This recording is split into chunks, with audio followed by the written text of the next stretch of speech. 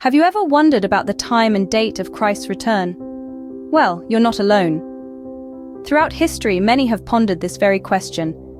But let me take you on a journey back to the 1st century, to a group of people who had a unique approach to this mystery, the Thessalonians. The Thessalonians were early Christians living in the city of Thessalonica during the time of the Apostle Paul.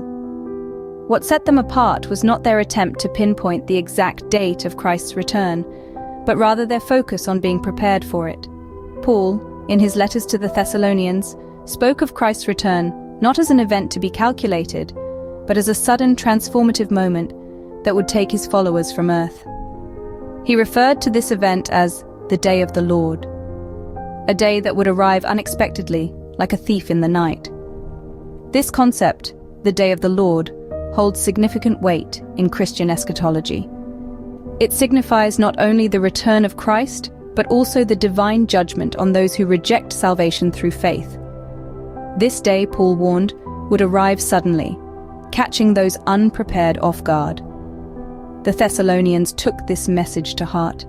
They did not spend their days and nights trying to decipher the exact moment of Christ's return. Instead, they focused on living their lives in a way that would find them ready, no matter when the day of the Lord arrived.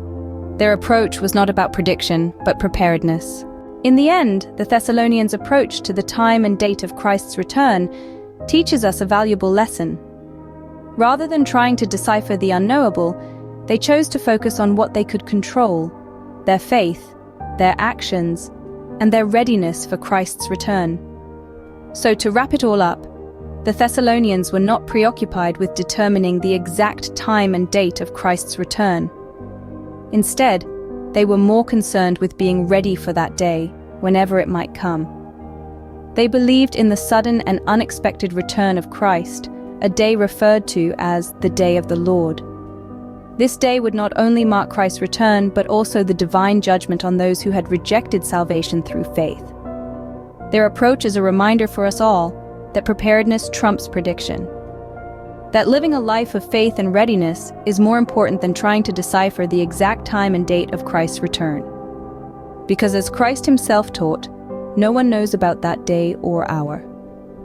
So perhaps the question is not, when will Christ return? But rather, are we ready for his return?